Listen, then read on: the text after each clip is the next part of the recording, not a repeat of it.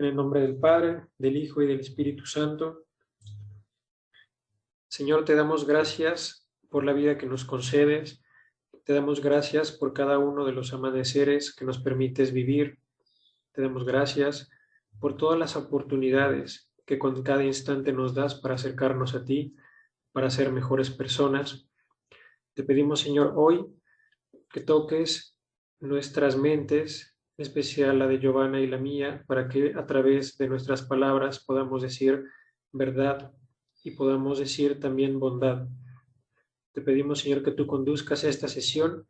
Te pedimos también que abras el corazón, que abras los oídos de todas las personas que están aquí presentes y de todas las personas que nos escuchan por otros medios. Que todo esto, Señor, sea para gloria tuya y que salga conforme a tu voluntad. Amén. En nombre del Padre, del Hijo y del Espíritu Santo. Bien, voy a compartir pantalla y vamos a comenzar.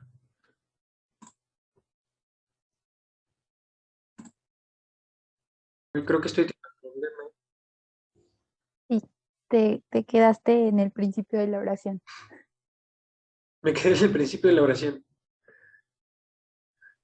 Y que tú le estás pidiendo al Señor que iluminara nuestras mentes y que habláramos bondad y verdad.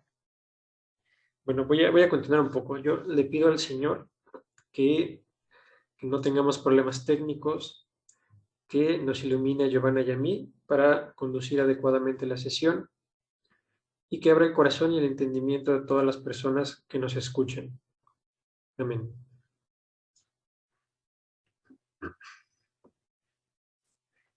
Bien, creo que me congelé un buen rato. Voy a compartir pantalla entonces.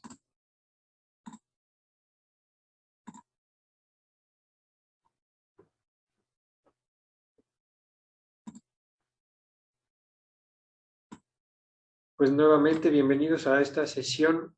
Esta vez vamos a hablar acerca de algunas cuestiones sobre Dios. Toda esta serie larga de conferencias que ya hemos tenido están dedicadas específicamente a un asunto que es muy importante, sobre todo en nuestros días, porque está muy olvidado, que es el asunto de la verdad. Entonces, tratándose de la verdad, ya hemos hablado acerca del ser humano, hemos hablado un poquito acerca de la historia, hemos hablado un poquito sobre ética, sobre moral y bueno, otros temas.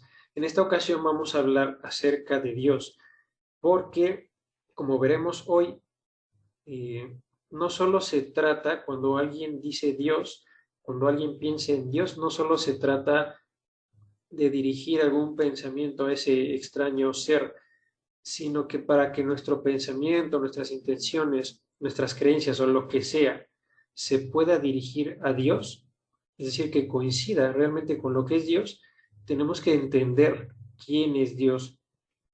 Es como decir qué cosa es Dios. Pero como hablamos de este ser sobrenatural, omnipotente, que además es pensamiento, no decimos que es una cosa. Por eso el título no es qué cosa es Dios, sino que es más específico, más preciso, y es quién es Dios. Y bueno, también vamos a ver qué desea de nosotros, porque este ser no está, no se mantiene indiferente ante nuestras acciones, ante las injusticias, no se mantiene indiferente ante nada de lo que nosotros hacemos. Siempre tiene consideraciones, siempre algo quiere. Pues hoy vamos a tratar de explicar, de dilucidar un poco sobre qué es eso que quiere este ser en función de lo que este ser es. Bien, la primera parte de hoy es Dios uno y trino. Vamos a hablar primero de la naturaleza de Dios. Más adelante vamos a empezar a relacionar cómo es que, vamos a empezar a hablar, perdón, de cómo es que se relaciona la naturaleza de este ser con la vida humana concreta, incluso con la vida del individuo. También un poco con la vida de la naturaleza, el orden del universo. Pero aquí vamos a hablar primero de quién es Dios. Lo primero que tenemos que entender acerca de Dios es que Él es el ser subsistente. Dios tiene muchísimos atributos, no los vamos a mencionar todos por eso precisamente, porque son muchos, pero vamos a mencionar lo que sería, algunos de los que serían el fundamento o los fundamentos de todos los demás atributos. Uno de los más importantes es este, que Dios es el ser subsistente, de donde se derivan muchos otros, pero precisamente porque se derivan hay que entender primero esto. Cuando decimos que Dios es el ser subsistente, estamos significando que Dios es el único ser que realmente tiene subsistencia o que tiene existencia en sí mismo y por sí mismo. Podemos llamarle subsistente a todo lo que tiene sustancia, es decir, a todo lo que existe en sí mismo. Por ejemplo, estas rocas que vemos aquí, la roca existe en sí misma. A diferencia, para contrastarlo, para que se entienda mejor, a diferencia del color gris de la roca. El color gris de la roca existe o subsiste exclusivamente en otro. Es decir, no existe por sí mismo, o en sí mismo, mejor dicho, sino que existe en otro. El gris existe en la roca. Y sin la roca el gris no puede existir, porque el gris siempre tiene que estar colocado o instanciado en otro ser, como sería una pared, como sería quizás un cuaderno, una prenda de vestir y en este caso la roca, pero la roca no. La roca, para ser roca, no necesita existir en otro, sino que se basta a sí misma para poder referirnos a ella como un ser. Bueno, pues esta misma característica o estas mismas cualidades que acabo de mencionar sobre la roca, las posee Dios, pero en un grado máximo, en un grado absoluto, porque la roca todavía para tener existencia necesita de otras causas, necesita de otros seres o de un conjunto de causas que le transmitan el ser o que le transmitan la existencia. Por ejemplo, si hablamos de una roca que fue causada por la fragmentación de lava volcánica ya enfriada, ya endurecida, estamos hablando de que la lava volcánica es causa suya. Y a su vez la lava volcánica tiene otras causas, como el calor, tiene otras causas como la presión, como el tiempo incluso, podría decirse que es parte de las causas que confluyen en la existencia del magma. Pero esto no ocurre con Dios. Dios no necesita, es decir, por definición, Dios no requiere ninguna causa anterior para tener existencia y Dios de hecho no puede desaparecer ni puede dejar de existir. Es el único ser que es necesario. Necesario quiere decir que no puede ser de otra manera. No puede ser que Dios no exista. Puede ser, me pongo a mí de ejemplo, yo pude no haber nacido, mis padres pudieron no haberse conocido y entonces yo no habría existido. O sea, yo no soy necesario, soy contingente. Por eso, porque pude no haber existido. Pero, y así todos los seres que se nos puedan ocurrir son contingentes en ese sentido. Pero Dios no es contingente en ningún sentido, Él es absolutamente necesario. Y precisamente porque Dios es absolutamente necesario, es el ser o es más bien la causa primera de todas las cosas y además es una causa incausada, es una causa que no tiene causa anterior. Si tuviera causa anterior, ya estaremos quitándole un montón de atributos. Y aquí es donde se empiezan a derivar las cosas o las características de Dios. La infinitud, por ejemplo, Dios es infinito. Si decimos que Dios tiene una causa, entonces Dios estaría privado de ciertas cosas. Y si está privado de cualquier cosa, aunque sea una sola, entonces Dios ya no es infinito, ya no es absoluto, pierde poder, deja de ser omnipotente, entre otras cosas. Por eso este primer rasgo, Dios es el ser subsistente. Solo para terminar esta partecita, esta diapositiva. En una parte del Génesis, perdón, del Éxodo, cuando Dios se le aparece a Moisés en una zarza, Moisés, tratando de investigar en esa conversación quién es Dios, me parece, le pregunta Moisés a Dios, bueno, ¿qué les voy a decir a los hebreos, a mi pueblo, para que a mí me hagan caso? ¿Cómo me voy a presentar? Y le dice, tú vas a hablar de mí como que yo soy el que soy. ¿Qué quiere decir eso? Se refiere a esto. Yo soy el único ser subsistente.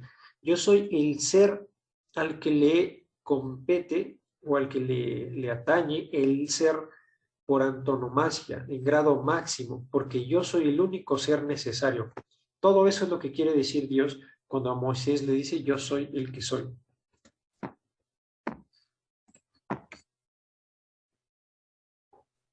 Gracias. Bueno, rápidamente, para quienes quizá ya han escuchado con nosotros o por otro lado sobre conceptos sobre metafísica y teología propiamente, pues esto les va a ser familiar. Em, ¿Qué quiere decir? No tiene potencias, sino que es acto puro. Recordemos que todos los seres em, que existen tienen algo en potencia, tienen algo en acto que sería mínimo la existencia, es decir, ya son, ya es como algo actual, algo que así es. Potencia es lo que puede ser. Por ejemplo, yo ahorita soy en potencia la esposa de René. En acto soy su prometida. O sea, más o menos se ve. Bueno, y esto nos va transformando a todos los seres. Una semilla de naranja, por ejemplo, en potencia es un árbol. Y así es como funciona la naturaleza. Todo lo que pensemos tiene algo en acto y tiene muchas potencias. ¿De acuerdo? Ahora, con Dios no. Dios es absolutamente perfecto. Las potencias, cuando se convierten al acto, se va perfeccionando el ser, nuevamente, ¿no? Haciendo referencia a los términos metafísicos. El acto es perfección. Entonces, por definición, pues Dios es perfecto. Él no tiene nada por perfeccionar, ¿de acuerdo? Ese es como, pues sí, parte de el soporte, digamos, el fundamento metafísico que hay justamente pues para hablar de Dios y de sus atributos. ¿Quieres decir algo? ¿Me regalas la siguiente diapositiva, por favor? Sí, hay otra cosa. Muchas veces, incluso esto me pasó a mí cuando yo empecé a leer, sobre todo en filosofía y en teología, este asunto de que Dios es acto puro. eh, Esto viene de la mano de otra cuestión. Si decimos que Dios es acto puro y no tiene ninguna potencia, lo que estamos diciendo es que Dios no cambia, y de hecho es así, Dios no cambia. Si cambiara, entonces implicaría lo mismo, implicaría que tiene potencias y por lo tanto no sería infinito, puesto que le falta algo. Para que una cosa cambie, tiene que estar por lo menos en posibilidad de experimentar un cambio. Dios no cambia. Entonces, bueno, si Dios no cambia, más bien eso suena como a que Dios no se mueve, como que Dios es una cosa estática. Y luego hay otro asunto, que resulta que todos los movimientos consisten en un cambio. Por ejemplo, incluso el pensamiento es un movimiento, porque son ideas, entre otras cosas, ideas, conceptos que están dinamizándose constantemente en nuestra mente. Y Dios además es inteligente, es decir, es un ser que capta, es un ser que piensa, por así decirlo. Entonces, ¿cómo es que este ser que piensa, este ser que es acto puro y que por lo tanto no cambia, puede pensar cuando el pensamiento implica cambios? Perdón, cuando el pensamiento implica movimientos. Bueno, pues aquí la respuesta, por si alguien algún día se llegara a plantear estas preguntas, o en este momento se las está planteando, es que Dios es acto puro y Dios no cambia no en el sentido de que no se mueva de ninguna manera, sino en el sentido de que Dios, por así decirlo, es pura dinámica. Dios todo el tiempo está obrando. todo el tiempo. Por eso también decimos que Dios es providente. Dios no está ausente absolutamente de nada. Podemos pensar incluso en un grano de arena. Dios no está ausente ni siquiera de ese grano de arena. También por eso la Biblia en alguna parte de los evangelios dice Jesús que hasta el último cabello está contado, o hasta el último de sus cabellos están contados. Por eso ni siquiera un cabello está ausente de la obra de Dios. Dios no cambia no porque no se mueva, sino que Dios no cambia porque es acto puro, porque es obra pura, es obra constante e interminable. Bueno, solo quería decir esa aclaración para esta diapositiva. Y vamos con otro atributo importantísimo de Dios, que Dios es personal. Esto, que no se entienda la palabra personal como a veces lo entendemos. Decimos, por ejemplo, una pizza personal quiere decir una pizza para una sola persona. O una pizza hecha al gusto de cierta persona, como configurada para ciertos gustos. Bueno, Dios no es personal en ninguno de estos sentidos. Dios es personal simplemente en el sentido de que es persona como nosotros. Parte de esa frase importantísima de que nosotros estamos hechos a imagen suya está relacionada con este aspecto, con que Dios es persona. ¿Y qué significa ser persona? Significa, lo menciono como muchas veces lo he hecho en otras sesiones, al menos en otros talleres, significa, como decía Boecio, persona es la sustancia individual de naturaleza racional. Lo que eso quiere decir es que la persona es, para ponerlo en otros términos, todo aquel ser que es un individuo y que además tiene inteligencia y tiene voluntad. O sea, es un ser que es individuo y que es dueño de sus propios actos. Por eso, un ser humano es una persona. Y es esta razón por la que una colectividad no sería una persona. Una colectividad es eso. Una colectividad es un conjunto de personas. Hablando de una colectividad de humanos, claro. Es una colectividad de personas, pero no es una persona, una colectividad, una sociedad, una comunidad. Lo importante es eso, que está compuesta por personas, por seres que son capaces de obrar libremente porque tienen un entendimiento, un intelecto que les permite captar la realidad y por lo tanto estar al tanto de, valga la redundancia, de las alternativas que tiene para sus operaciones, para sus decisiones.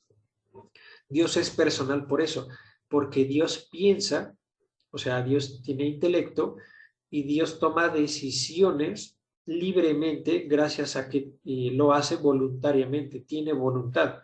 Entonces, de ahí podemos sacar, por ejemplo, que si Dios nos creó porque Él quiso hacerlo, porque Él nos había pensado antes de crearnos, nos pensó, eh, le agradó ese pensamiento y entonces nos dio la existencia, porque le agradó todo eso que ella estaba deliberando, que es darnos la existencia.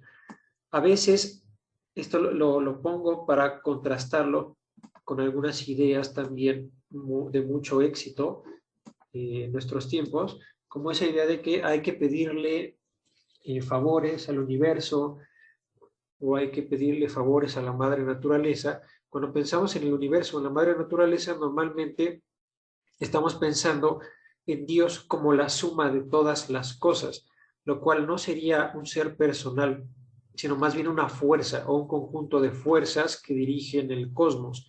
Dios no es así, porque Dios no es ni la suma de todas las cosas, es aparte de las cosas son su creación.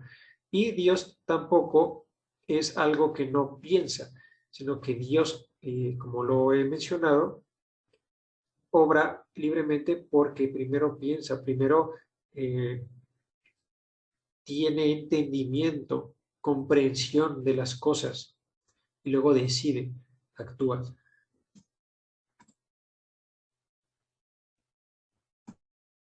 Bueno, vamos a ir rápido con esta diapositiva porque Zoom nos va a sacar en 3 minutos. Si por alguna razón razón ese enlace que les mandamos fallara y no pudiéramos reiniciar esta sesión, les vamos a mandar otro. Les pedimos disculpas por los inconvenientes. Bueno, y para finalizar, otros atributos divinos son toda esta lista que tenemos aquí. Aquí lo importante que hay que comprender, por ejemplo, bondad, justicia, amor, son perfecciones de la voluntad. Entonces recordemos que pues Dios es persona, Dios tiene voluntad. Y Él no carece de ninguna de las virtudes, al contrario, las desborda. Entonces, él lo conoce todo. Esto también es muy importante recordarlo, saberlo, o sea, que no solamente es una cosa bonita que de repente nos llegan a decir, pues a lo mejor en canciones, como la voluntad de Dios es perfecta y Dios lo sabe todo y Dios sabe por qué. O sea, de repente puede sonar como algo que es tan común y cotidiano quizá escucharlo, que se pierda la profundidad de ese sentido. O sea, verdaderamente Dios lo ve todo. No hay absolutamente nada oculto ante sus ojos. Justamente pues porque es, además, o sea, además de ser perfecto y de que no le falte nada, insisto, desborda todo, desborda tanto esas perfecciones que puede transmitirnoslas a nosotros. Y pues desde luego ninguna de ellas es incompatible. Por ejemplo, la bondad y la justicia. Al contrario, pueden desde luego convivir en el mismo ser por lógica, digamos, del mismo, ay, perdón, de quien estamos hablando. Por ejemplo, Dios es bueno y es creador, o sea, es omnipotente, puede crear y es bueno. Entonces, ¿eso qué quiere decir? Que quiere proveer a su creación. Entonces, ahí tenemos el tercer rasgo de la providencia. ¿Se ve? O sea, cada uno de estos rasgos está conectado y no es incompatible, al contrario, se entrelaza perfectamente en una armonía, o sea, perfecta. Bueno, si tienen dudas, por favor, váyanlas escribiendo. Zoom nos va a sacar. Entramos en un minutito. Terminamos con esta sesión.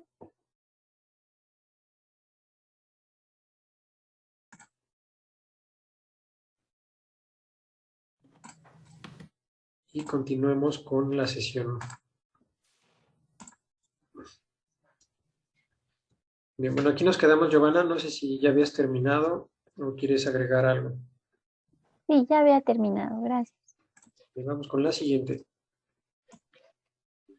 Bien, otro asunto sobre la naturaleza de Dios es este. Esto en la iglesia se conoce como uno de los misterios. Es misterioso este hecho de que Dios I have es time trino. to watch the baby, Es decir, to bat the Dios baby, son tres personas en una sola naturaleza. like a half Es algo hour. misterioso, no porque Yeah. Dios sea, perdón, no porque no conozcamos este hecho, Gracias. sino que es misterioso porque la inteligencia humana no puede alcanzar a comprenderlo en su totalidad. Podemos comprender algo, podemos comprender lo que he mencionado, que Dios es persona, que es personal, y podemos comprender que en la naturaleza divina hay tres personas. Lo que no podemos comprender completamente es cómo funciona esto de que son tres personas o exactamente cómo conviven estas tres personas en una sola naturaleza. Eso no lo alcanzamos a comprender, parece algo extraño. Lo que se puede saber es que esto no va contra la razón. ¿Por qué no va contra la razón? Porque esto no es algo contradictorio. Por ejemplo, sería contradictorio si dijéramos que Dios es una sola persona y al mismo tiempo que Dios es tres personas. Pero no es eso.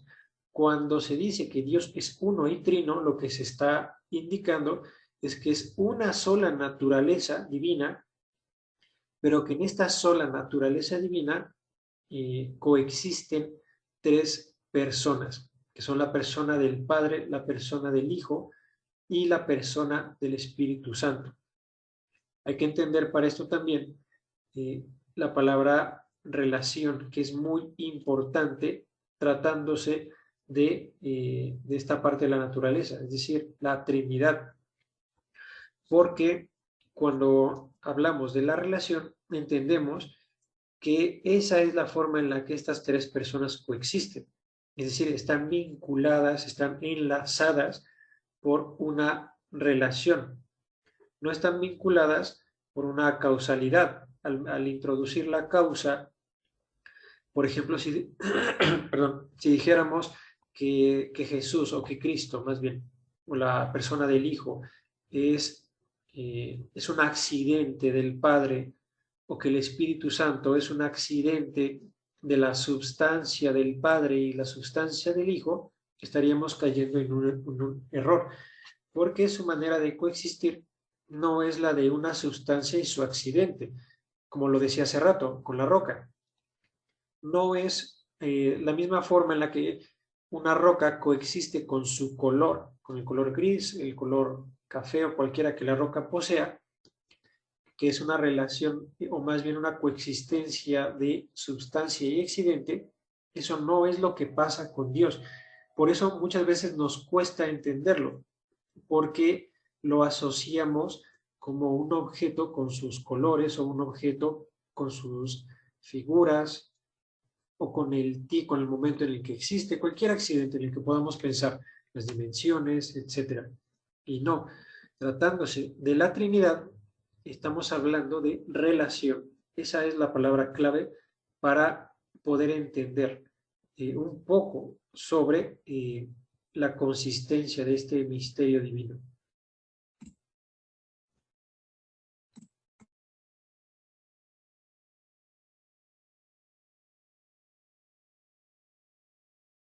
De las religiones politeístas no son dioses. Bueno, eso lo que quiere decir es que tomando en cuenta lo anterior, es decir, las razones por las que podemos afirmar cuando estamos hablando de Dios, es decir, sus atributos, sus capacidades, sus características, son muy específicas. Aunque pudieran parecer en un primer momento complejas de comprender, justo porque, pues para empezar, no tiene materialidad y nosotros los seres humanos sí somos seres materiales, somos seres que inmediatamente cuando pensamos en un ser, pensamos en algo material porque es como algo que nos es muy familiar y muy cotidiano. Sin embargo, Dios, por ejemplo, pues no tiene materia. Esto, recordemos, pues la materia es corruptible. Dios no tiene absolutamente nada corruptible, no, él no se puede corromper. Entonces, pues esa es otra como de las razones, por ejemplo, para hablar de los atributos de Dios y cómo se puede distinguir de otras deidades que describen pues otras religiones. Y me atrevería a decir, o sea, incluso no politeístas, por ejemplo, el budismo. El budismo no tiene en realidad una base metafísica, no tiene una explicación, digamos, razonable. Esto si bien, por ejemplo, lo que René nos mencionaba sobre la Trinidad, tiene un grado de misterio, porque claro, si pudiéramos comprender a Dios, pues entonces ya o sea, en nuestras mentes humanas cabría el misterio de la existencia, de la eternidad, y pues no es así. Hay algo de misterio. Sin embargo, se puede comprender, o sea, podemos dialogar respecto a los atributos de Dios, podemos dar razón de nuestra fe. Aquí sí es importante señalar que en otras religiones, pues no es así. No hay un Dios creador, es decir, omnipotente, no hay un Dios que sea bueno con su creación, que sea providente. Y cuanto más en las religiones que tienen muchos dioses, pues de igual forma no puede haber dos seres con esas mismas características. Recordemos, ¿no? Que cuando hablamos de la Trinidad, pues son tres personas un solo Dios. O sea, nuevamente, ¿no? Volvemos al misterio. Porque a lo que voy es que se vea un poco esta diferencia entre muchos dioses, muchos seres capaces, con todas las capacidades de un Dios perfecto y omnipotente, no son posibles, como lo podrían afirmar las religiones politeístas. ¿Quieres mencionar algo o me regalas la siguiente diapositiva, por favor? Sí, una última cosa. De todo lo que hemos mencionado, de los atributos divinos, se puede derivar también que estas deidades no son dioses, es decir, aunque así les llaman, no son verdaderos dioses, porque para ser Dios se requiere de la omnipotencia, se requiere de la infinitud, y desde el momento en que decimos que hay muchos, ya lo estamos, a estos seres ya los estamos privando de ambas cosas. Ya no son omnipotentes porque uno tiene la fuerza, no sé, por ejemplo, de la tierra, mientras otro tiene la fuerza del viento o la fuerza del agua o de la lluvia. Y eso ya estaría hablando no solo de una falta de omnipotencia, sino también de que no son infinitos, porque uno está circunscrito en sí mismo o encerrado en sí mismo con sus facultades, sus capacidades, mientras que otro, también encerrado en sí mismo, posee algo que el primero no posee, y así el primero también posee algo que el segundo no. Es decir, a ambos, con toda evidencia, les falta algo, les falta ser. Y en cuanto les falta ser, ya no se puede decir de ellos que son Dios, porque no tienen la infinitud. Tienen un límite. Allá donde empieza el otro, termina el anterior. Y dada la falta de ese límite, no son infinitos, no son omnipotentes, no pueden ser omniscientes y no pueden, por lo tanto, ser Dios. Entonces, hay que decir algo importante. No son Dios, pero sí pueden ser otra cosa, porque en el mundo intangible, es decir, el mundo de las inteligencias que no tienen materia, Dios, por ejemplo, es inteligencia y no tiene materia, no tiene cuerpo. Si tuviera cuerpo sería finito. Bueno, pues en ese mundo, en ese plano que sale o que desborda la materia, existen otras inteligencias que son los seres a los que nosotros llamamos ángeles. Son seres que están muy por debajo de Dios, pero están por encima del ser humano y son inteligentes. Entonces, podríamos por lo menos sospechar que estos seres tienen algún vínculo, es decir, si tienen alguna existencia, entonces, y como no son dioses, tienen que tener algún vínculo con estos otros seres a los que llamamos ángeles. Y vamos con la siguiente parte, Dios y su creación. Aquí vamos a hablar un poco sobre la relación de Dios con el mundo, con lo que Él ha creado. Entre su creación, pues estamos nosotros, los seres humanos. Lo primero es que la creación es ordenada. Actualmente, esta la ponemos específicamente por lo que voy a mencionar. En la actualidad se están poniendo de moda muchas películas, están poniendo de moda ciertos libros, en donde circula la idea de que existen unas cosas muy extrañas llamadas multiversos. ¿Qué son los multiversos? Son diferentes universos que existen de una manera paralela, podría decirse, pero que no suelen empalmarse unos con otros, a pesar de que podrían en algún punto confluir por influjo de una potencia, de una fuerza sobrenatural. Bueno, aquí lo importante con esto de los multiversos es que como que se concibe una idea que cuando se pone a la luz de la razón es muy absurda, es muy irracional, que es la idea de que podría existir el total absurdo, siempre y cuando ese total absurdo, o sea, un universo totalmente absurdo, digamos el universo de Alicia en el País de las Maravillas, existe o puede existir siempre y cuando no sea en nuestro universo, sino que tenga su propio universo, pero que sea, eso sí, un universo real. un universo que no vemos, con el que no convivimos, pero que es real, que está por allá existiendo en otro plano existencial, por así llamarlo.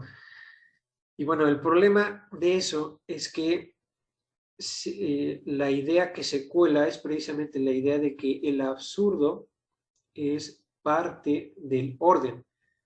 Y el absurdo en realidad es una carencia, es una privación o es un vicio dentro del orden racional o el orden inteligible de las cosas. ¿Y dónde está la violación o dónde está el problema o el peligro? En que cuando introducimos o adoptamos o admitimos el absurdo, nosotros mismos nos hacemos irracionales porque estamos diciendo que en nuestra propia mente o en nuestro propio entendimiento conviven o coexisten la verdad con la falsedad, todos los sís con los nos, todo todo lo que es con lo que le es contradictorio, o sea, el ser con el no ser. Y eso, pues por definición, es algo contradictorio y la contradicción no debe caber en ninguna inteligencia, puesto que siempre la contradicción es un absurdo. Yo no puedo decir que me llamo René y al mismo tiempo decir que yo no me llamo René. Eso es una contradicción y es un absurdo. No pueden ser reales ambas cosas al mismo tiempo. Bueno, por eso tenemos que entender que todo eso no es más que pura ficción, eso de los multiversos. No cabe eso en ninguna mente que se pueda considerar desarrollada, que se pueda considerar sensata, porque el universo que Dios creó es, si bien es sumamente complejo, complejo hasta un punto en que nosotros no podemos comprenderlo todo, es también uno solo, es una sola cosa ordenada. Todos los seres, o sea, ordenado quiere decir que todos los seres cumplen una función, pero una función porque comparten una misma finalidad o un mismo propósito. Todo el universo, con todos esos seres que nosotros podemos contemplar, que son complejísimos, que son diversísimos, eh, tiene un propósito común. Y ese propósito común es Dios mismo. De Dios todo dimana, todo sale, perdón, no dimana, sino que proviene o procede de Él por la creación. Y todo va a dar a Dios también. ¿Qué quiere decir eso de que va a dar a Dios o que va a dar al punto de partida? Pues quiere decir que todo tiene la finalidad de realizarse, de perfeccionarse, de llegar al máximo bien posible, porque Dios es el bien absoluto. Y eso es lo que tenemos que entender para que podamos poner un escudo frente a ciertas ideas que a veces se empiezan a implantar en nuestras ideas y que más bien llegarían a contaminar nuestro entendimiento.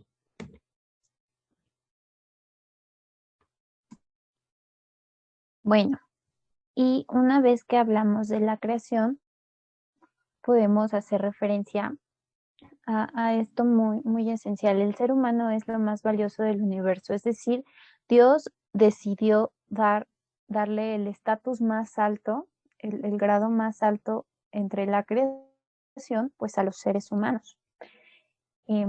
Recordemos que somos a imagen y semejanza de Él. Entonces ahí está toda la clave de por qué somos pues lo más valioso. Es decir, tenemos esta capacidad, Él es puro amor y nosotros tenemos la capacidad de amar. Los animalitos, aunque sean muy tiernos, muy lindos y demás, no, no son capaces de amar.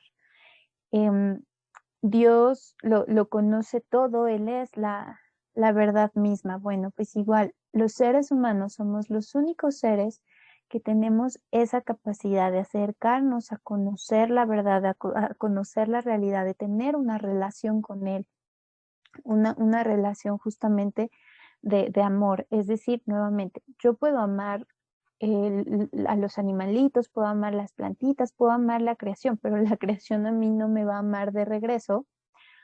eh, o sea, la creación que no sean seres humanos, no me va a amar de regreso porque no tienen esa capacidad.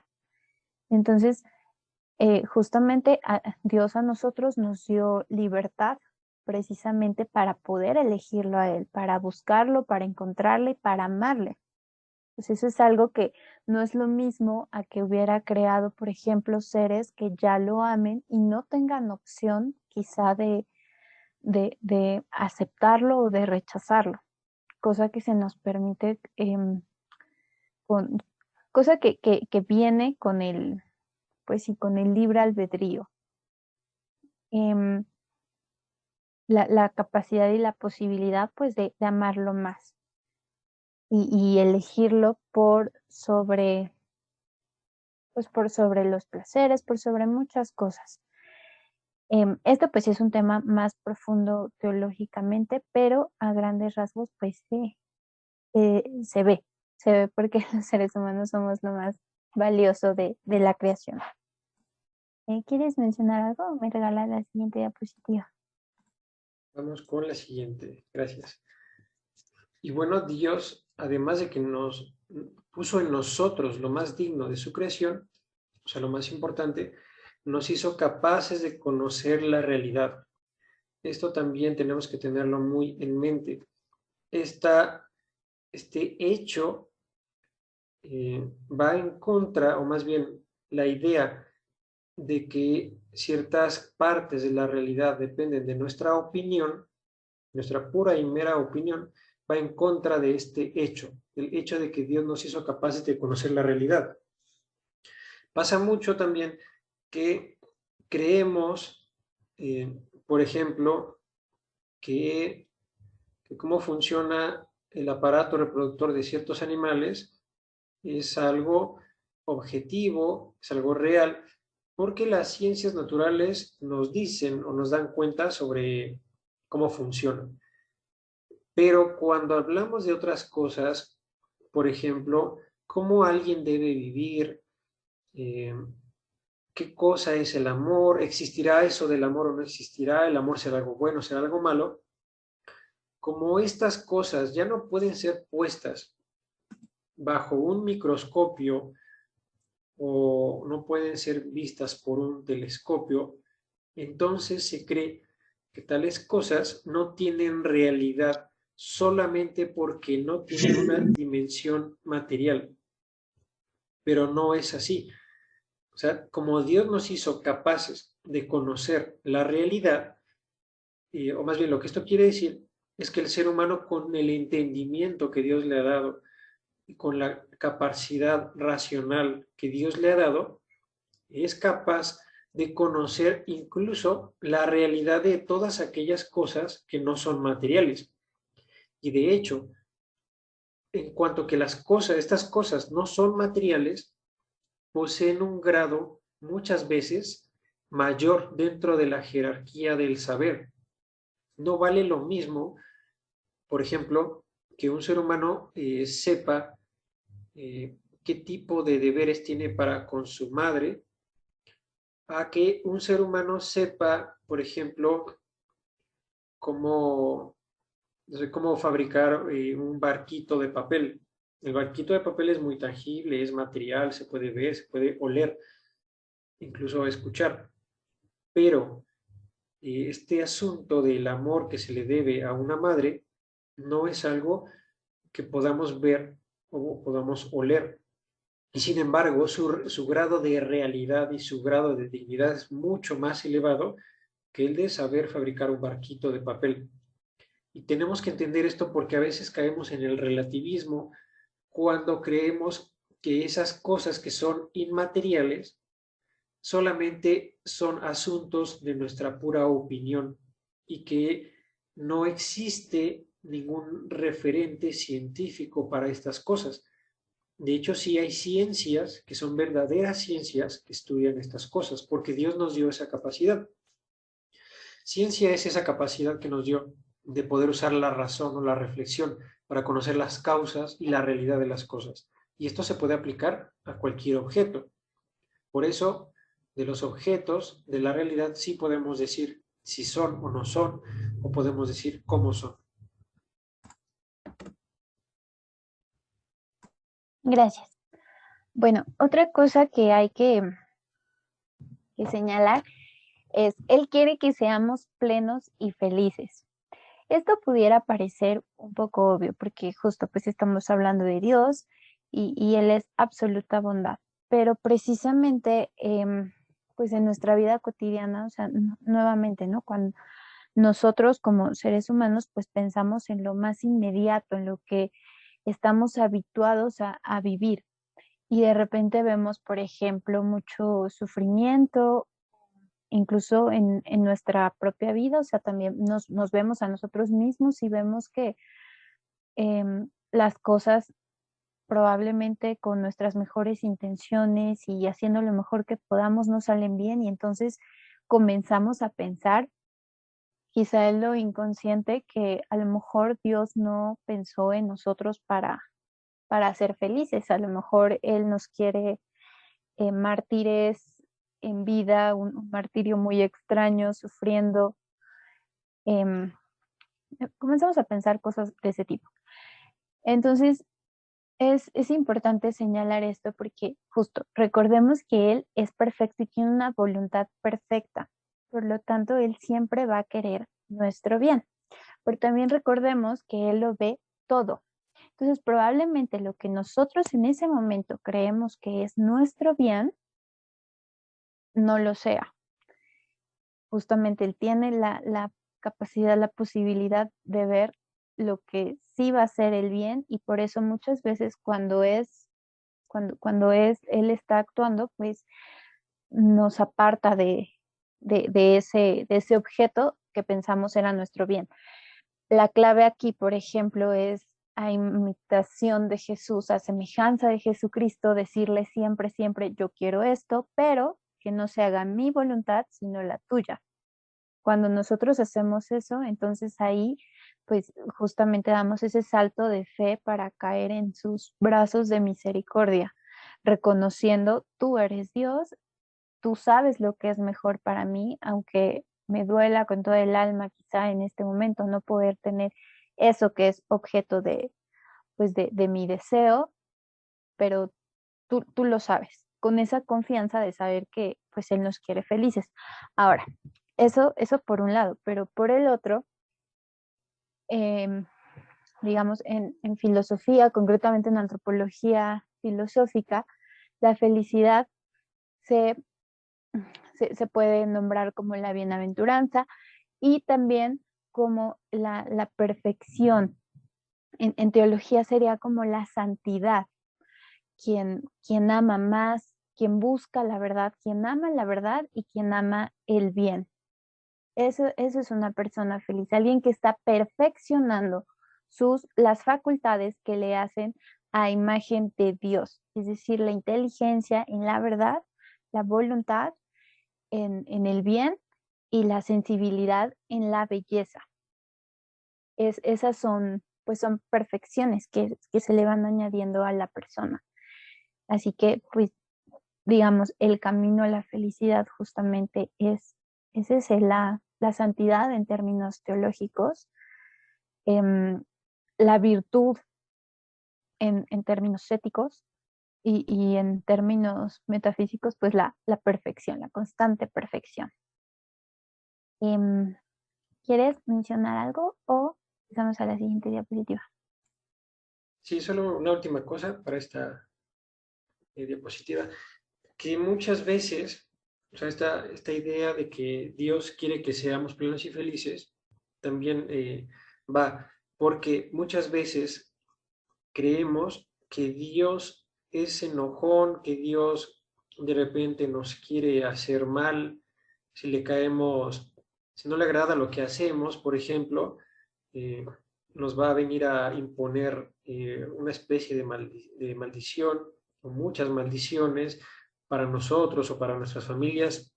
Y no, eso es totalmente equivocado. Hay que entender, aunque esto va más por la teología, eh, perdón, por la doctrina, la sagrada doctrina católica, no vamos a hablar aquí de la doctrina católica, sino que estamos hablando de algunos aspectos sobre la naturaleza divina. Sí voy a mencionar que muchas veces creemos que Dios porque tal vez en la escritura dice que castiga o que se enfada, creemos que nosotros nos hemos ganado su ira, que nosotros nos hemos ganado su desprecio. Más bien lo que ocurre tratándose de estos asuntos es que Dios permite que nosotros nos tropecemos, pero como consecuencia de nuestras propias acciones. No es que Dios me empuje, no es que Dios cree la roca o el agujero en donde yo me voy a caer, sino que más bien Él simplemente deja que yo por mis propios pasos, por mis propias fuerzas, vaya y me tropiece, pero porque yo decidí ir a tropezarme, no porque Él quiera que yo me tropiece. ¿Y por qué lo permite? Porque muchas veces eso era necesario que me ocurriera para que yo pudiera despertar y darme cuenta de que mi verdadero bien, quien de verdad me quiere abrazar completamente, es Dios, y Dios está allá atrás de mí porque le estoy dando la espalda y por eso me vine a tropezar. Entonces, si cosas malas nos pasan, es porque nosotros, los seres humanos, tenemos libertad y tomamos malas decisiones. Hay gente muy mala que toma la decisión de hacerles mal a otros. No es que Dios le haya impuesto una maldición a las víctimas o algo semejante, por poner un ejemplo nada más. Y vamos con la tercera parte. Jesucristo y la institución de la ley perfecta. Aquí ya vamos vamos como redondeando un poco más todo esto para que se vea la relación entre la naturaleza divina y el papel de Jesucristo en la vida del ser humano. Primero, Dios nos indica cómo alcanzar la bienaventuranza a través de la religión revelada. Como ya hemos dicho, Dios nos quiere felices porque nos ama, porque somos de alguna manera sus hijos, porque somos su creación. Y porque nos ama, de hecho nos creó por eso, por amor, y porque nos ama, Él no solamente quiere que seamos felices, sino que al ser providentísimo también nos da las pautas, es decir, que nos indica el camino para poder llegar a ese destino que Él quiere darnos, que Él quiere regalarnos, que es la gran bienaventuranza. Y bueno, ese camino es lo que se llama religión revelada. Distingamos entre religión revelada y la religión no revelada. La religión no revelada consiste en la capacidad natural que tiene el ser humano para, más bien esa disposición natural que tiene el ser humano para querer conectarse con lo trascendente, para querer comprender todas esas nociones naturales que tiene acerca de lo sublime, acerca de todo aquello que desborda el mundo que puede palpar a simple vista.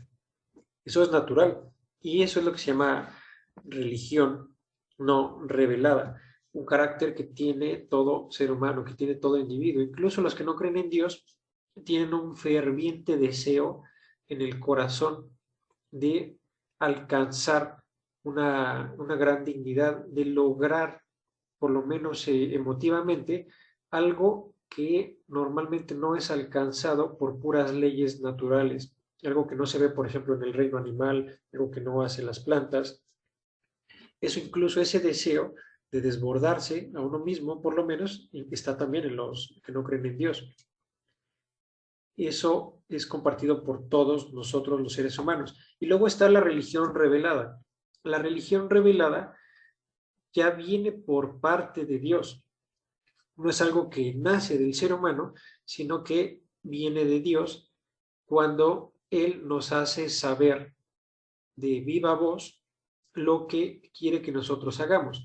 Con mi pura razón, por ejemplo, si yo aprendo a usarla bien, me voy a dar cuenta de que existe Dios, de que tiene que existir Dios, aunque yo no sepa exactamente cómo es Él. Pero yo con mi pura razón no puedo saber ciertas cosas. Por ejemplo, yo no puedo saber que Jesucristo vino al mundo a dar un mensaje concreto. Por ejemplo, el mensaje de que dentro de esas cualidades divinas, una de las más importantes es el amor. Dios es Padre, Dios es providente, es omnipotente, pero Dios también es amor. y es un gran y absoluto amor. Eso con la pura razón no es tan fácil o quizás no es posible saberlo. Eso se sabe porque Dios mismo ha enviado a su Hijo aquí al mundo con nosotros a decirnos que es así. Esa es la religión revelada. Y tenemos que saber también que la religión revelada no solamente es algo que vino a instituir Jesucristo, sino que desde que Dios creó a los primeros seres humanos, al darles una ley, ya les está revelando lo que Él quiere de ellos, pero porque lo que Dios quiere de nosotros, lo quiere para nosotros. Quiere que yo vaya por cierto camino porque quiere que yo alcance el bien que está al final de ese camino. No es porque Él sea una persona insegura, por ejemplo, y entonces al ser insegura tenga una enorme necesidad, una enorme fiebre de reconocimiento. No, es que Él quiere nuestro bien y nos quiere decir cómo alcanzar ese bien.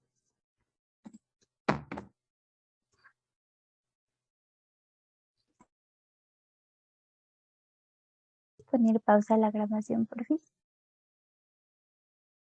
Perdón, Posición. te decía que la vamos a grabar, entonces que no se preocupen. O sea, si no pudieron ver toda la exposición, no se preocupen porque las primeras partes las grabamos y después las va a subir a YouTube. Ya les pasaremos el enlace. Y Bueno, continuamos. justo como mencionaba René,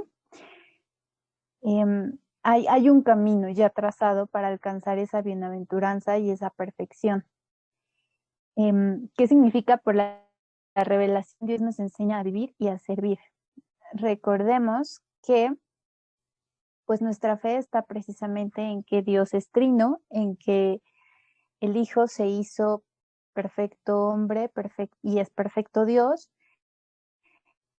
Tuvo un ministerio aquí en la tierra en 3 años y enseñó muchísimas cosas, instituyó muchísimas cosas, entre eso pues instituyó su iglesia para proteger esa revelación, eso que él vino a traer, para seguirla transmitiendo por medio de la revelación, y también pues para que pudiéramos seguirlo conociendo a través de esa tradición y de su palabra. Entonces, justamente eso es la enseñanza perfecta, la enseñanza plena de ese camino que pues Él ya trazó para nosotros. Hay algo muy bello y es que justamente, por ejemplo, la doctrina católica es la única que protege con de una manera férrea pues la dignidad humana, por ejemplo. Y eso es consecuente con el anhelo de amar en el ser humano, por ejemplo, con un amor no egoísta, un amor que se puede perfeccionar, un amor que se compromete, incluso que es capaz pues, de dar la vida por quien ama. Entonces,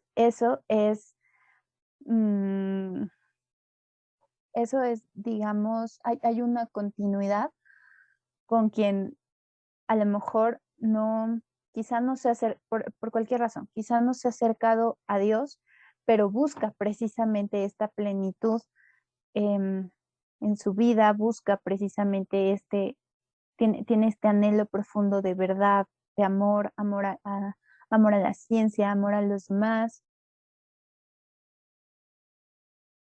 a las demás personas, el valor de la familia. Todos esos son rasgos que se comparten precisamente con a lo que aquí nos referimos con revelación. ¿Quieres mencionar algo o pasamos a la siguiente diapositiva? Vamos con la siguiente, gracias.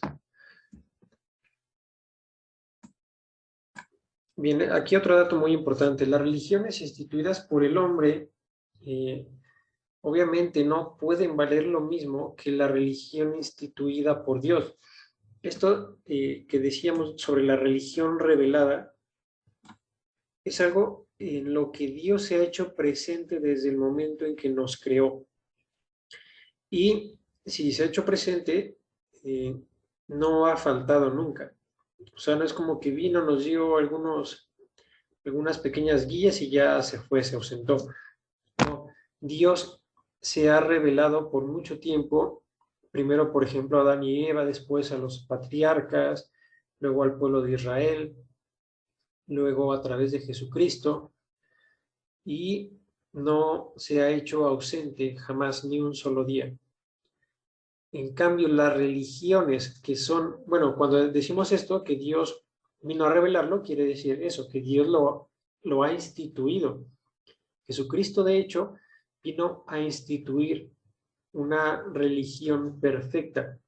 Es perfecta porque, además de ser clara en muchos de sus aspectos, es también la religión que nos permite a nosotros desarrollarnos al máximo como seres humanos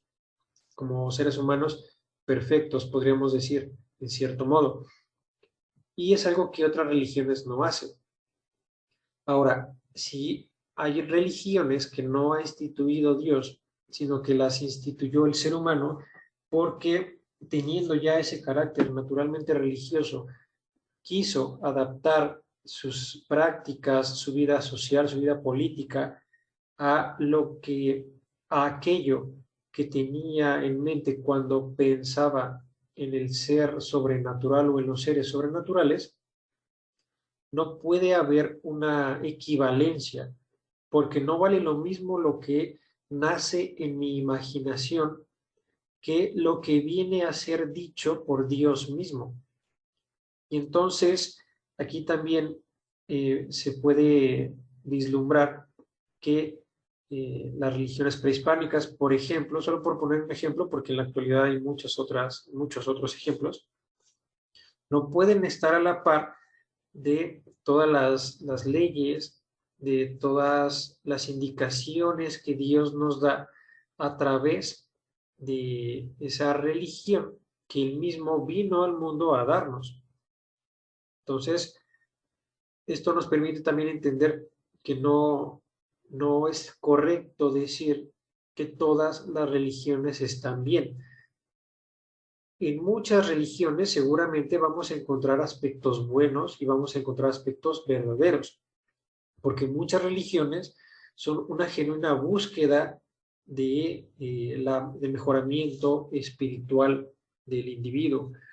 Y en este sentido serían buenas, serían verdaderas. Pero luego hay que contemplar el resto de lo que esa religión pide o dicta, o indica o sugiere. Y nos daremos cuenta de que tiene muchos otros aspectos que ya no pueden cuadrar, ya no pueden condecirse con lo que Dios ha puesto en el ser humano y que es más digno, como por ejemplo la voluntad. Muchas veces, algunas religiones, con las prácticas que nos invitan a llevar a cabo, más que fortalecer la voluntad, la debilitan. Algunas veces hasta nos invitan a ser esclavos de nuestras propias pasiones, lo cual es lo mismo que la mayor debilidad o el mayor debilitamiento de la voluntad. No puede un ser humano ser feliz o ser pleno si su voluntad está debilitada, porque para alcanzar nuestros objetivos y los objetivos más dignos, más buenos, necesitamos muchas veces hacer esfuerzos, necesitamos dejar a un lado aquello que nos causa placer. Aquí, por ejemplo, el sacrificio de seres humanos se podrá entender, de ninguna manera nos va a hacer perfectos ni nos va a hacer plenos, porque asesinar a otros seres humanos es algo que más bien va destruyendo poco a poco el corazón.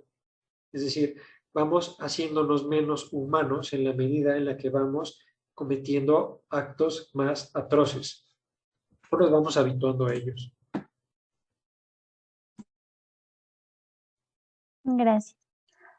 Bueno, justo, pues volvemos a mencionar esto. Jesús es el modelo y regla de lo más digno de una vida humana. Cuando pensamos precisamente pues en santidad, en perfección, podemos pensar, podemos hablar, podemos pues señalar quién es Jesús, qué es lo que Él nos enseñó, cómo es que Él vivía, cómo es que Él sentía, cómo miraba, cómo hablaba con otros, cómo se relacionaba. Em, él es pues el modelo de santidad. Em, Podemos señalar justamente pues, sus cualidades como ser humano, sus virtudes. Em, y pues nuevamente hacemos referencia a que es la iglesia que instituyó quien tiene como pues esa tarea de preservar precisamente esa verdad que él reveló, de esa manera de vivir. Aquí hay otra cosa súper importante que hay que mencionar. Podemos hablar precisamente de los errores, por ejemplo, de la jerarquía eclesiástica. Podemos hablar incluso de la historia de la iglesia y de errores que ha habido. Sin embargo, pues no hay que confundir la parte con el todo. Justamente la iglesia se compone de seres humanos que tienen errores, que son corruptibles. Sin embargo, si fijamos la mirada en Jesucristo, no vamos a encontrar absolutamente ningún error. Entonces, es importante tener como bien claro pues esa meta a la que hay que aspirar, por una parte, y por otra parte, que no está deslindado de ninguna manera, pues, de la iglesia que le instituyó. Es decir, ciertamente, pues, Él es perfecto Dios y perfecto hombre, tiene una relación tremendamente profunda, estrecha, amorosa con Dios Padre, y a nosotros como seres humanos nos dejó, por ejemplo, los sacramentos como muestras de esa misericordia, pues, para seguir creciendo un poco a su altura. Esto no significa que vamos a ser como Él, porque pues solo Él es perfecto, pero sí que podemos hacer pues lo mejor que podamos para pues imitarlo. Somos hechos a su imagen, pero nuestras decisiones son las que nos van haciendo más a su semejanza. ¿Quieres mencionar algo o pasamos a la siguiente diapositiva? Gracias, Giovanna. Vamos con la siguiente. Vamos con la última parte. La intervención del enemigo en la historia. Las herejías, la mutilación de Dios y la gran emancipación. Para cualquiera que le interese tener una vida plena y verdaderamente espiritual, debe tener en cuenta que siempre va a haber y siempre ha habido en la historia del ser humano una intervención por parte del demonio. Y esa intervención no debemos nunca caricaturizarla, subestimarla, minimizarla, sino que hay que tratar de entenderla en su justa medida, en su justa dimensión, porque no podemos prevenirnos de aquello de lo que no tenemos ni idea de cómo opera. O sea, si algo hay al acecho, tenemos que tener por lo menos una noción de qué es eso que está al acecho para saber cómo protegernos. Puedo protegerme, por ejemplo, de las abejas si me meto a un estanque de agua, pero si yo no sé que lo que está al acecho no son abejas, sino un cocodrilo, al meterme al estanque de agua, pues voy a terminar cayendo en sus mandíbulas. Es lo mismo con el caso del enemigo. El enemigo existe, influye y planifica ordenadamente. Es muy bueno para el enemigo, o sea, le agrada al enemigo que existan actualmente algunas caricaturas, es decir, literalmente dibujos animados o películas en donde él aparece como un ser medio chistoso, rojito, con cuernos, con colita. Eso es algo que le agrada porque es una forma de subestimarlo, de minimizarlo o de ridiculizarlo. ¿Por qué le agrada a él ser ridiculizado? Porque cuando es ridiculizado, nosotros bajamos la guardia. diríamos, ¿quién se va a cuidar de esos seres con cuernitos, de esos seres rojitos que nada más quieren estar haciendo travesuras? O esos seres rojitos que nada más quieren estar asustando o matando. No vamos a tener la guardia muy bien puesta, no vamos a estar en guardia, más bien, porque eso no da miedo realmente. Para quien entiende quién es Dios, no le da mucho miedo ni siquiera a alguien que mata el cuerpo. O sea, un asesino no da tanto miedo, como sí daría miedo a alguien que me aleje completamente de Dios. Eso sí daría miedo para quien conoce a Dios. Bueno, pues el enemigo tenemos que saber primero que existe. A él le gusta que creamos que no existe, porque si creemos que no existe, entonces hacemos cualquier mal sin creer que va a haber una consecuencia.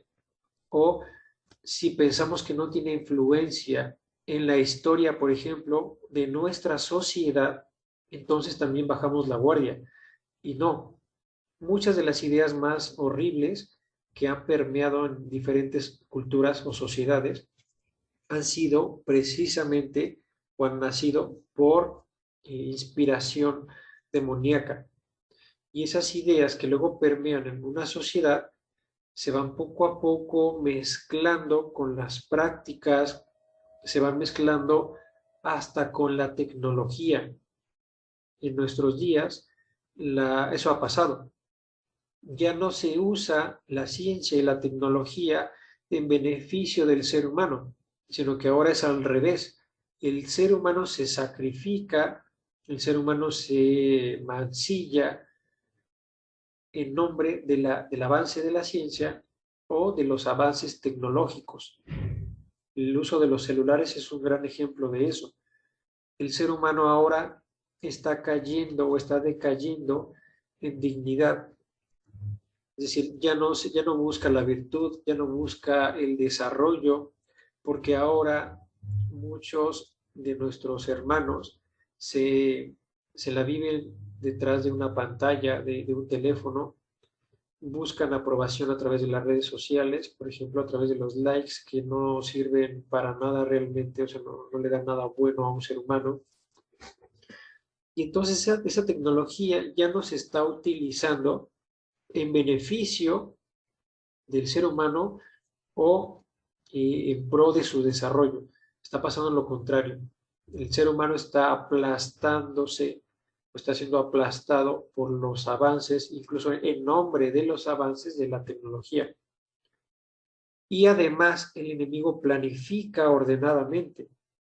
No es que él vaya por el mundo despertando inspiraciones malas en los individuos y que la inspiración mala que me despertó a mí luego se le olvide y vaya a despertar una influencia que no tiene ninguna relación conmigo en otra persona, sino que todas las inspiraciones que va despertando también de alguna manera están hiladas, están entretejidas en toda una red que él ha ido planificando, ha ido deliberando, eh, por lo menos en el tiempo que tiene el ser humano de existir, porque uno de sus propósitos es destruir la obra amorosa que Dios ha creado por el odio que le tiene a Dios. Y entonces también muchos de los grandes empresarios, muchos de los grandes políticos, pues también han tenido que ver dentro de los planes del enemigo, porque el enemigo puede dar poder, el enemigo puede dar muchas cosas, muchos placeres a quienes se unen a sus ejércitos en este mundo, es decir, a los seres humanos que le rindan tributo, que le adoren, que hagan ritos que agraden al enemigo.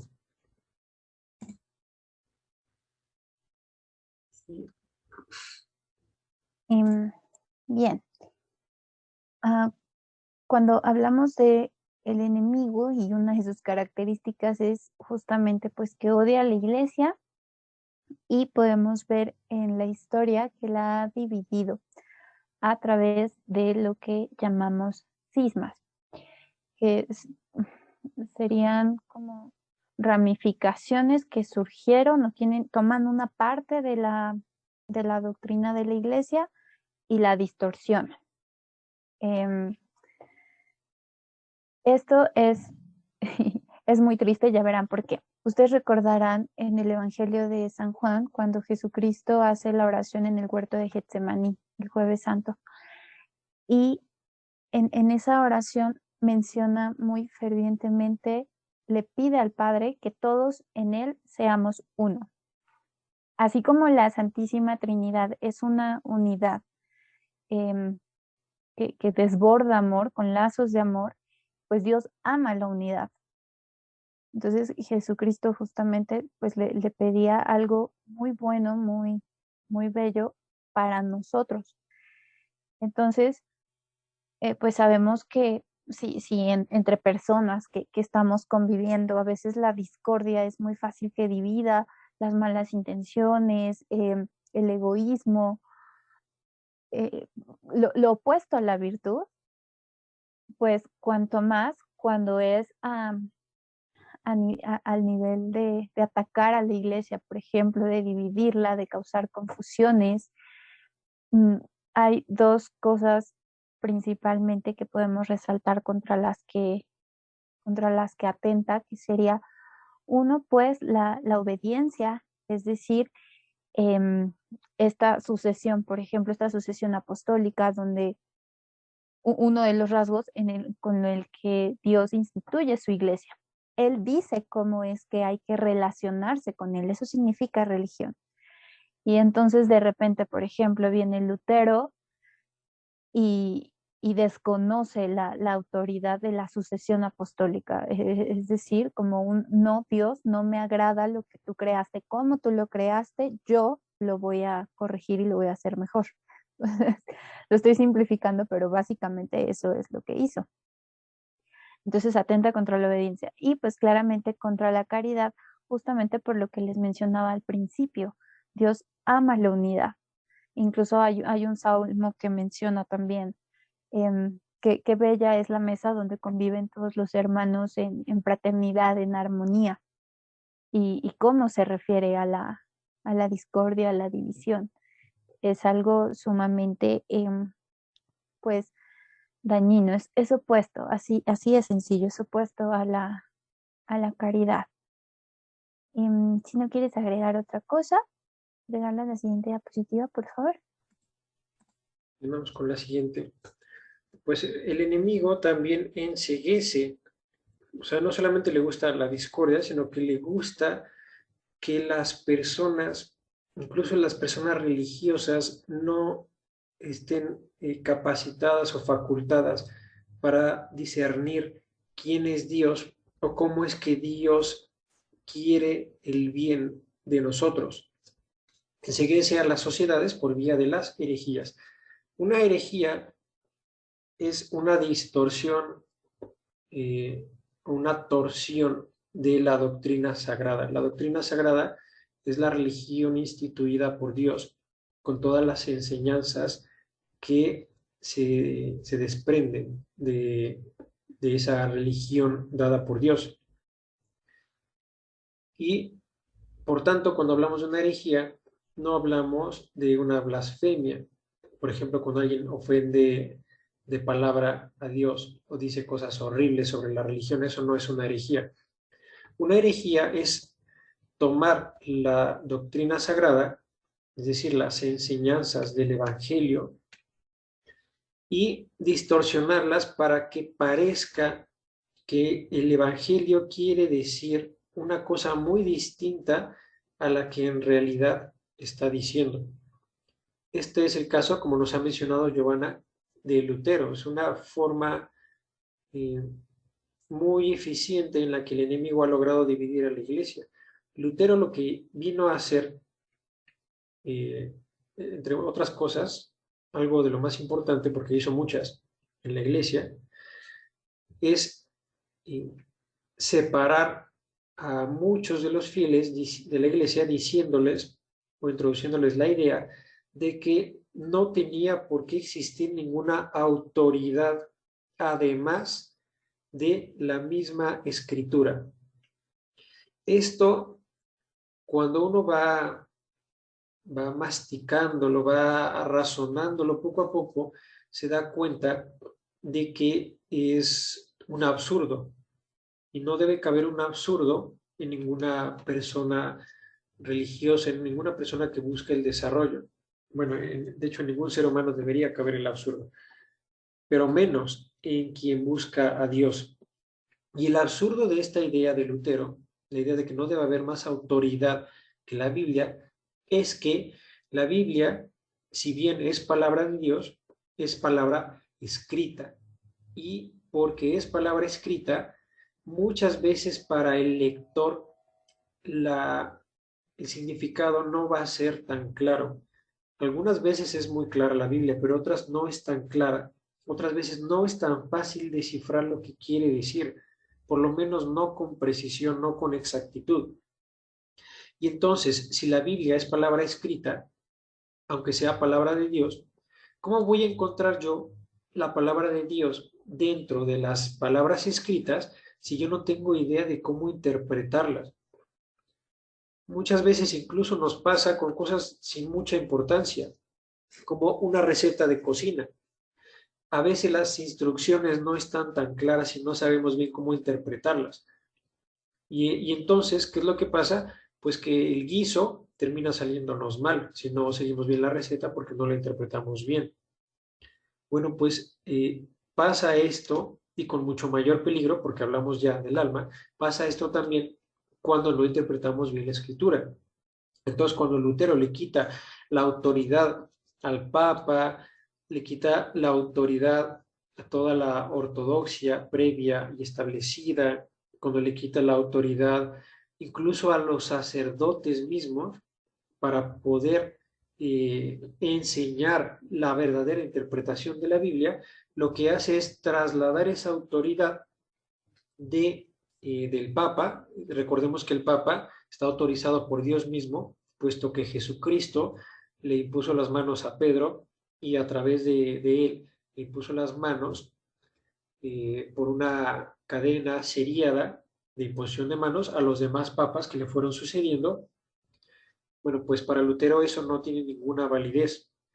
Y entonces, como decía, traslada la autoridad del Papa a la autoridad de cada individuo, o más bien a cada individuo. Según él, todos los individuos estaríamos más autorizados que toda la iglesia para poder interpretar la escritura. Y claro, lo que se siguió, el fruto de eso es lo que vemos ahora. Hay tantas iglesias protestantes, o puede haber tantas iglesias protestantes como individuos, y han existido, de hecho, muchísimas diversas denominaciones protestantes, porque su principio es ese, el principio de la sola escritura o de la exclusión de toda autoridad para la interpretación de la Biblia más allá del individuo. Ahora, como cada individuo puede interpretar lo que quiera de la escritura, han surgido raudales de iglesias protestantes que de hecho entre ellas mismas no se ponen de acuerdo. ¿Dónde entra aquí la influencia del enemigo? Pues en eso, en esa enorme fragmentación, en esa enorme atomización de la iglesia. No puede ser, con todo lo que hemos dicho, o habiendo visto todo lo que hemos visto, no puede ser que a Dios le guste que la iglesia, que debería ser una y la misma, esté fragmentada hasta el colmo del absurdo, hasta el colmo de llegar a la atomización, a que cada individuo de alguna manera sea su propia iglesia, porque según Lutero, y con él todo el protestantismo que le ha seguido, el individuo tiene más autoridad que toda la iglesia. Eso, además del absurdo, es algo supremamente soberbio, es algo que cuando entendemos quién es Dios, sabremos que no puede ser compatible con lo que Dios puede querer de nosotros o de la iglesia o de la doctrina. Es imposible. De hecho, toda doctrina desaparece cuando la interpretación válida desaparece y se permite que cada quien interprete la palabra escrita como mejor le convenga, como más le guste como su razón le dé a entender.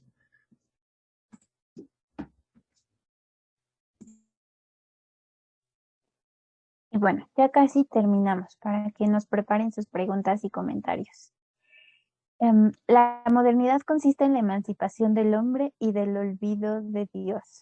Hay un autor que dice algo así como la modernidad es la mayor de todas las herejías, o sea, en la historia.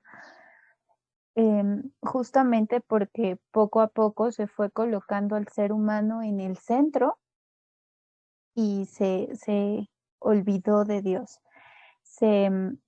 Por ejemplo, con esto del liberalismo, con el comenzar a decir la religión es cosa privada, pero, o sea, practica la religión de tu casa para adentro,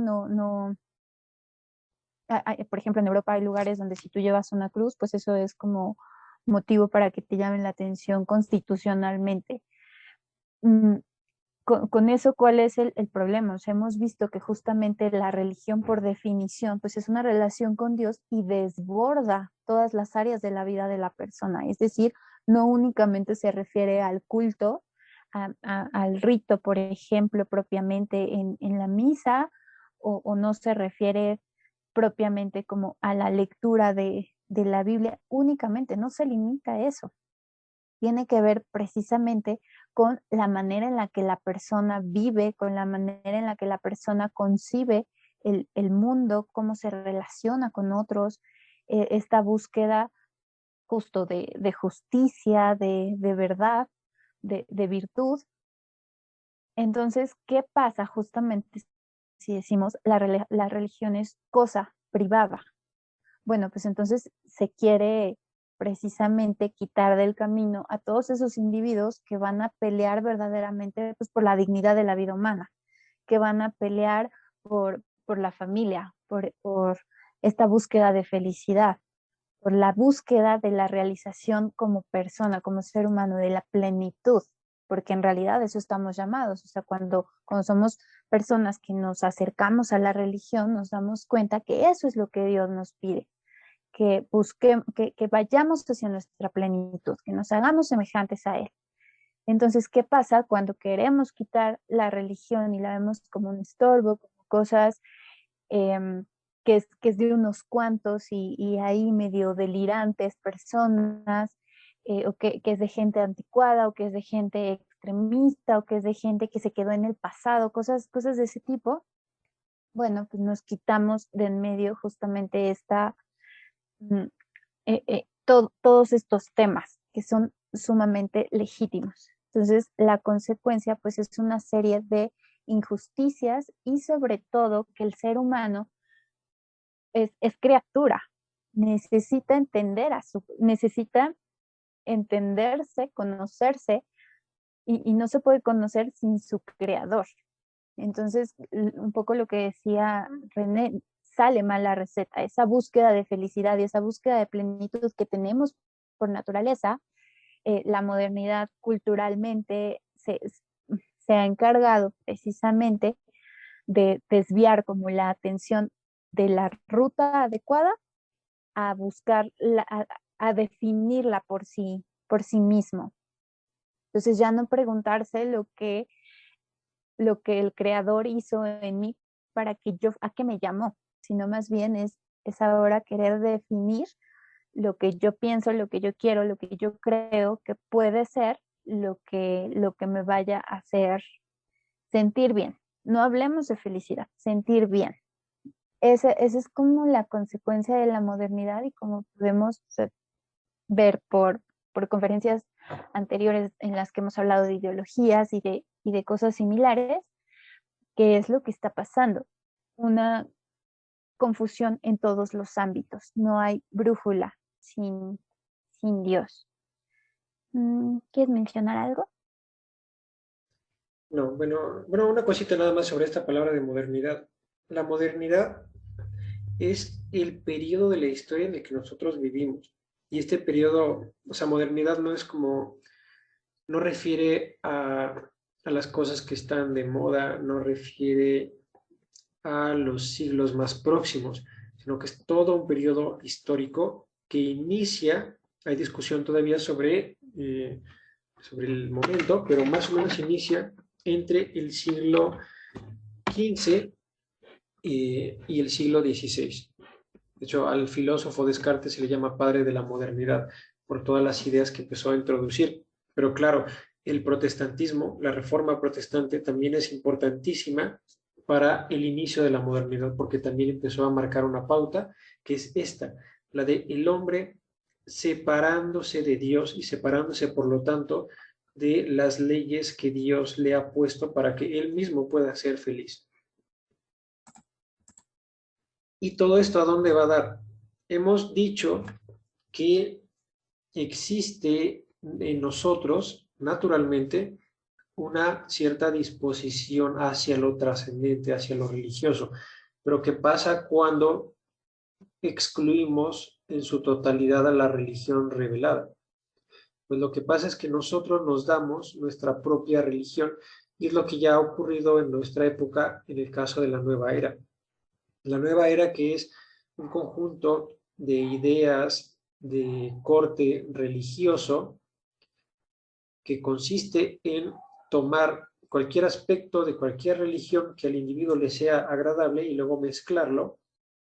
Todo eso en lo que termina es que el ser humano le rinde culto ya sin pleno conocimiento de lo que es el mundo sobrenatural, de lo que es Dios, termina rindiéndole culto a todo tipo de entidades, menos a Dios verdadero.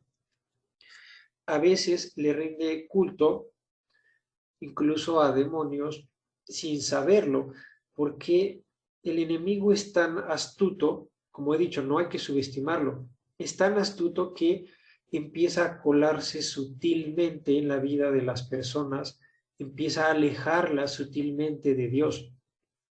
No es que él llegue y se presente y diga yo soy el enemigo y, y tengo mucho poder y te voy a hacer mal, no. Se presenta como cosas agradables, como pequeños cambios en nuestra existencia, a veces hasta quiere tomar la apariencia de Dios.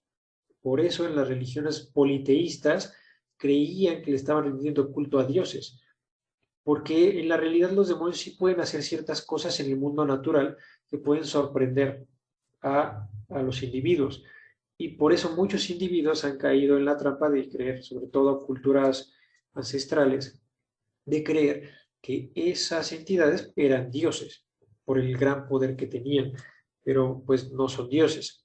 Y ahora el peligro de la nueva era es que primero aleja al individuo de Dios, alejándolo de la iglesia. Luego empieza poco a poco a erradicar la idea de toda revelación al atribuirle a Jesucristo o a Jesús un carácter meramente humano. Sí creen que es verdadero hombre, pero no creen que es verdadero Dios. Esto, por supuesto, es fruto también de las herejías. Aunque aquí ya no se le llama herejía porque ya más bien lo que hace la nueva era es deshacerse por completo de la doctrina. Y por último, termina conduciendo sutilmente al satanismo al hacerle creer al individuo que tiene dentro de sí una especie de divinidad que debe ser despertada. El ser humano no es Dios, el ser humano tiene un carácter divino solo en el sentido de que tiene una enorme dignidad dada por Dios mismo, pero no en el sentido de que nosotros tenemos un Dios dormido y que nosotros por lo tanto somos dioses que debemos despertar. Eso es una idea satánica que siempre lleva a poner al hombre en el centro de las cosas o al hombre como la medida de todas las cosas, lo que es lo mismo que decir que cada quien se da sus propias leyes, cada quien se inventa su propia ética, cada quien sigue sus propias reglas y vive la vida a su manera. Y bueno, las cosas, como ya vimos, no deben funcionar así si entendemos lo que Dios quiere de nosotros. Y bueno, con eso ya terminamos, solo algunas conclusiones que hasta el momento podemos empezar a sacar. La primera, que como el ser humano ya no sabe quién es Dios, se hace víctima de un raudal de engaños, supersticiones y charlatanerías que lo alejan de Dios y de la ciencia. Esto pasa porque a veces se cree que la ciencia no tiene nada que ver con lo espiritual, lo religioso, y entonces nos olvidamos de que sí podemos usar nuestra razón para conocer cuando algo es propio de Dios y cuando algo es propio del enemigo. Otra conclusión, ni Dios ni la religión por él instituida pueden ser incompatibles con la ciencia, la política, la tecnología y las relaciones humanas. No es cierto que deban estar separadas, por ejemplo, el Estado y la Iglesia. Siempre las cosas más profundas del ser humano deben estar en sintonía con todo su quehacer, con todas sus actividades. Luego, Dios quiere personas libres y felices, cosas imposibles de conseguir sin el conocimiento de la verdad y la práctica de la virtud. Para conocer la verdad y la práctica de la virtud hay que ejercitar el intelecto, hay que ejercitar la razón y hay que entender lo que Dios quiere de nosotros a través de la religión revelada para que podamos entender cómo desarrollar nuestra virtud, cómo perfeccionar nuestra voluntad. Por último, por el amor que Dios nos tiene, Él mismo se ha hecho cargo de darnos una religión. Ni siquiera es que Dios haya esperado a ver si nosotros encontramos o no encontramos lo que Él quiere que hagamos, sino que tanto amor nos tiene que Él se hizo cargo de darnos esa religión, de decirnos cuáles son los instructivos para que nosotros podamos ser plenamente felices, para que nosotros podamos vivir bien, aprovechar ahí sí la vida al máximo. Bueno, con eso terminamos la exposición de esta ocasión. A quienes nos están viendo por grabación, pues los esperamos en la próxima sesión.